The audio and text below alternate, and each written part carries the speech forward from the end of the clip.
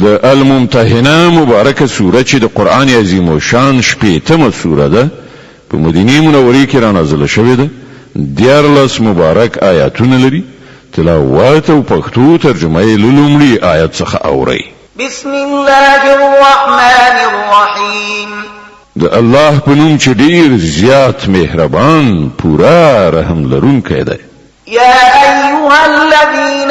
آمنوا لا تتخذوا عدوي وعدوكم أولياء تلقون إليهم بالمودة وقد كفروا بما جاءكم من الحق يخرجون الرسول وإياكم أن تؤمنوا بالله ربكم إن كنتم خرجتم جهادا في سبيلي وابتغاء مرضاتي تسرون إليهم بالمودة وأنا أعلم بما أخفيتم وما أعلنتم ومن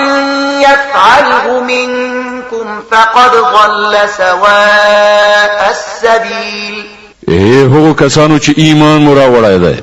که تاسو زما په لار کې د جهاد کولو لپاره او زما د رضا د ګټلو په خاطر وطن پریخه او له کورونو څخه وتلی نو زما او خپل دښمنان دوستان منیسي تاسو له هغوی سره دوستانه اچوي په داسې حال کې چې کوم حق دین چې تاسو ته راغلی دی د هغه له منلو نه هغوی انکار کړی دی او د هغو چلن دا دی چې پیغمبر او په خپل تاسو صرف په دې ګناه له وطن څخه باسي چې تاسو په خپل پروردگار الله باندې ایمان راوړی دی تاسو په پټه هغوی ته دوستانه پیغامونه لیږئ په داسې حال کې چې تاسو په پټه کوي او څه چې په ښکاره کوي په هر څه زه پوهیږم هر څوک چې له تاسو نه داسې وکړي هغه په یقیني توګه له سمې لارې نه بېلارې شو إن يثقفوكم يكونوا لكم أعداء ويبسطوا إليكم أيديهم وألسنتهم بالسوء وودوا لو تكفرون د هغو چلن خدا دی چې که پر تاسو بریالي شي نو له تاسو سره دښمني وکړي او په لاسونو او ژبو سره درته آزار درکړي هغوی خو دا غواړي چې تاسو د هم په یو ډول کافر شئ لن تنفعكم أرحامكم ولا أولادكم يوم القيامة يفصل بينكم والله بما تعملون بصير د قیامت په ورځ به نستاسي خپلوي څه په کار درشي نستاسي اولادونه په هغه ورځ به الله ستاسي ترمنځ بیلتون راولي او همغه ستاسي د عملونو لیدونکی دی قد كانت لكم أسوة حسنة في إبراهيم والذين معه إذ قالوا لقومهم إنا براء منكم ومما تعبدون من دون الله كفرنا بكم وبدا بيننا وبينكم العداوة والبغضاء أبدا حتى تؤمنوا بالله وحده إلا قول إبراهيم لأبيه لأستغفرن لك وما أملك لك من الله من شيء إلا قول إبراهيم لأبيه لأستغفرن لك وما أملك لك من الله من شيء ربنا عليك توكلنا وإليك أنبنا وإليك المصير ستاسو لپاره په ابراهیم او د هغه په ملګرو کې یو غوره نمونه ده چې هغوی خپل قوم ته په ډاګه وویل موږ له تاسو نه او ستاسو له دغو معبودانو څخه چې تاسو د خدای په ځای بندګي کوي قطعي بیزار یو موږ له تاسو نه منکر شوي او زموږ او تاسو ترمنځ د تل لپاره دښمني شوه او کینه ولوېدله تر څو پورې چې پر یو الله ایمان رانه وړي خو خپل پلار ته د ابراهیم دا وینا له دینه مستثنا ده چې زه به ستا لپاره د مغفرت غوښتنه ارومرو وکړم او له الله نه ستا لپاره څه لاسته راوړل زما په وس کې نه دي او د ابراهیم او د هغه د ملګرو دعا دا و چې زمون پروردگار پر همدا ته باندې مونږ توکل وکړ او همدا ستا لوري ته مونږ رجوع وکړه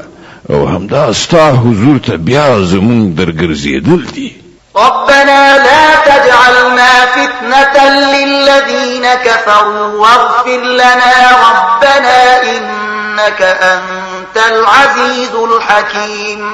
ای زمون پروردگار مونږ د کافرانو د آزمایښت وسیله مګرځوه او ای زمون پروردگار زمون له ګناهونو څخه راتېر شه بشکه همدا ته برلاسه د حکمت څښتنې. لقد كان لكم فيهم أسوة حسنة لمن كان يرجو الله واليوم الآخر ومن يتول فإن الله هو الغني الحميد. د همدغه خلکو یعنی د ابراهیم او د هغه د یارانو په چارچلن کې ستاسو لپاره او د هر هغه چا لپاره غوره نمونه ده چې د الله او د آخرت د ورځې هیله من وي. کله دین څوک منحرف وي نو الله بې نیازه او په خپل ذات کې استایل شوی دی.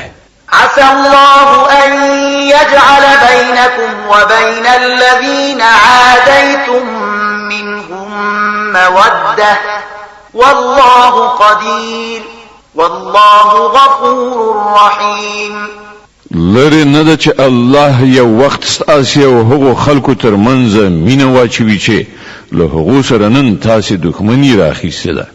الله لوی قدرت لري او هغه بخښونکی مهربان ده. لا ينهاكم الله عن الذين لم يقاتلوكم في الدين ولم يخرجوكم من دياركم أن تبروهم وتقسطوا إليهم إن الله يحب المقسطين. الله تاسو له دې خبرې نه منع کوي چې تاسو له هغو خلکو سره د نیکی او عادل چلند وکړئ چې هغوی د دین په باب له تاسو سره جنگ نه دی کړی او تاسو له خپل کورونو څخه نه یې ویستلی. الله عادل کوونکی خوښوي. إنما ينهاكم الله عن الذين قاتلوكم في الدين وأخرجوكم من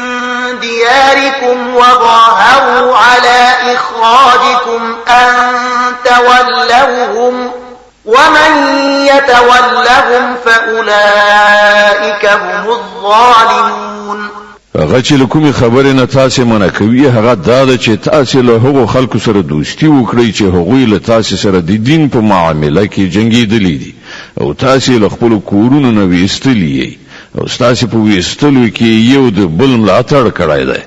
له هغو سره چې کوم کسان دوستي وکړي هغوی ظالمان دي. يا أيها الذين آمنوا إذا جاءكم المؤمنات مهاجرات فامتحنوهن الله أعلم بإيمانهن فإن علمتموهن مؤمنات فلا ترجعوهن إلى الكفار لا هن حل لهم ولا هم يحلون لهن وآتوهم ما أنفقوا ولا جناح عليكم أن تنكحوهن إذا آتيتموهن أجورهن ولا تمسكوا بعصم الكوافر واسألوا ما أنفقتم وليسألوا ما أنفقوا ذلكم حكم الله يحكم بينكم والله عليم حكيم. ای مؤمنانو کله چې مؤمنه خزه هجرت وکړي تاسو ته راشي نو د هغو د مسلمانۍ تحقیق وکړي او د هغو د ایمان په حقیقت باندې الله ښه پوهیږي. بیا کله چې تاسو ته معلومه شي چې هغوی مؤمنی دي نو هغوی بیرته کافرانو ته مليږي. نه هغوی د کافرانو لپاره روا دي او نه کافران د هغوی لپاره روا دي. د هغو کافرو میړونو چې کوم مہر هغو ته ورکړیو هغه هغو ته بیرته ورکړي او له هغو سره په نکاح کولو کې پر تاسو څه ګناه نشته کله چې تاسو د هغو مہر هغو ته ورکړي او تاسو په خپل هم کافر خزي په خپل نکاح کې مساتي کوم مہر چې تاسو خپل کافرو میرمنو ته ورکړی وو هغه تاسو بیرته وغواړئ او کوم مہر چې کافرانو خپل میرمنو ته ورکړی وو هغه دې هغه بیرته وغواړي دا د الله حکم دی هغه ستاسو ترمنځ فیصله کوي او الله په او د حکمت خاوند دی وَإِن فَاتَكُمْ شَيْءٌ مِّنْ أَزْوَاجِكُمْ إِلَى الْكُفَّارِ فَعَاقَبْتُمْ فَآتُوا الَّذِينَ ذَهَبَتْ أَزْوَاجُهُم مِّثْلَ مَا أَنفَقُوا وَاتَّقُوا اللَّهَ الَّذِي أَنتُم بِهِ مُؤْمِنُونَ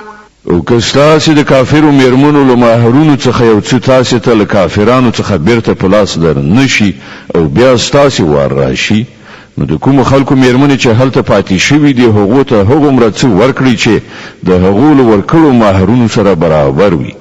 او له هغه خدای نه ویریدونکي ووسی چې پر هغه مو ایمان راوړی دی يا أيها النبي إذا جاءك المؤمنات يبايعنك على ألا يشركن بالله شيئا